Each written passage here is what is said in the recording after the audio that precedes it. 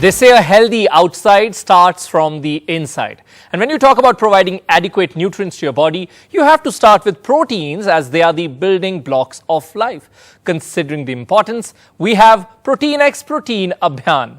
A very warm welcome. I'm Arun Singh, and here we talk to nutritionists, doctors, mothers, working people, the public at large to talk about how much protein is required versus how much is actually consumed. And where do we even look for protein beyond the traditional sources? Today, we are joined by Lovneet Batra, clinical nutritionist and author. Lovneet, a very warm welcome to NDTV. My first question, as a clinical nutritionist, people look up to you for health advice. Can you explain the importance of protein in maintaining a healthy lifestyle? Well, like you very rightly said, proteins are the building block of life. They help in repair cells, they help in making new ones, be it strength, be it muscle regeneration, our enzymes, hormones, all need protein. So yes, it's a very important part of our diet. And when we talk about protein, of course, there are some conventional sources that we often hear. But tell us 5 food items we would be surprised to know are good sources of protein.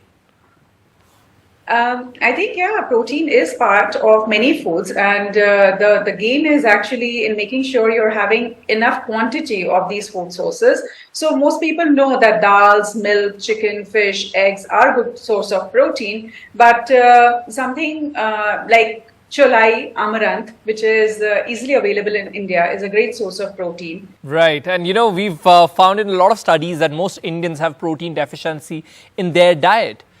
What is the first step that we have to take to bridge this gap?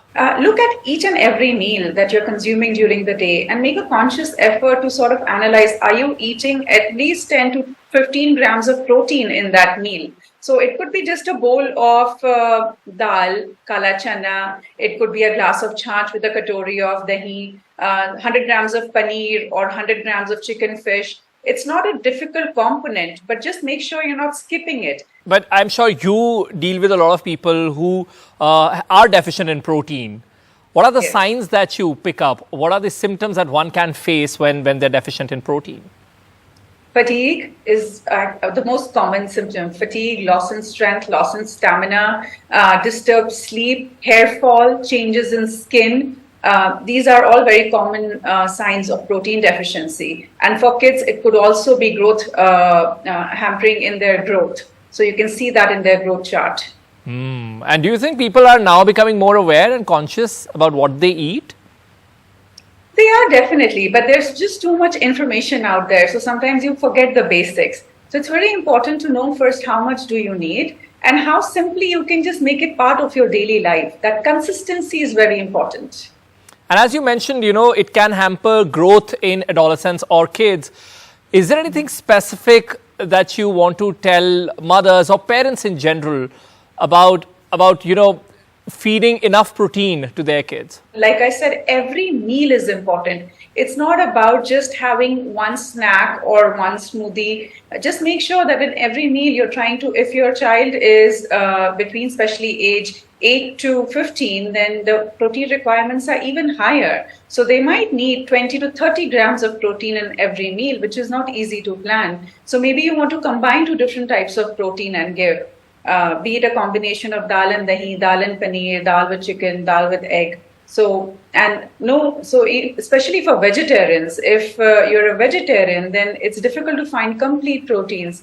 So make sure you're having that cereal, lentil, dal chawal combination. You're having paneer, you're having dahi, like I said, amaranth, quinoa, barnyard millet. These are good sources to add, and they hide well in our Indian plate. Like you can make it part of your chapati, or you can replace your rice with these pseudo cereals that helps in adding protein over meal after meal and day after day. Now, Lovneet, there's a huge spike in lifestyle diseases and disorders, which can be attributed to environmental factors and poor quality food that is depleted of nutrients. What advice do you give our viewers to beat such issues with a healthy plate? I mean, to prevent them rather than to cure them. Yeah, definitely. Do a basic analysis. Just write a food journal of yesterday, that what did you eat the whole day. That in itself will be an eye-opener for you. Getting that awareness is step number 1. Then strike for a balance. Look for seasonal food items and be intuitive. look for what your body is really asking you, and intuitive in true sense, not intuitive in terms of your cravings. And if you need it, then get professional help.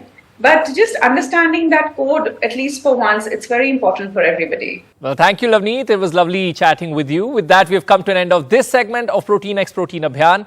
But send us your suggestions on what more would you want us to discuss about protein here. Write to us on our social media handles or log on to ndtv.com/Protein Abhiyan and take the pledge by using #ProteinPledge. This is Arun Singh signing off.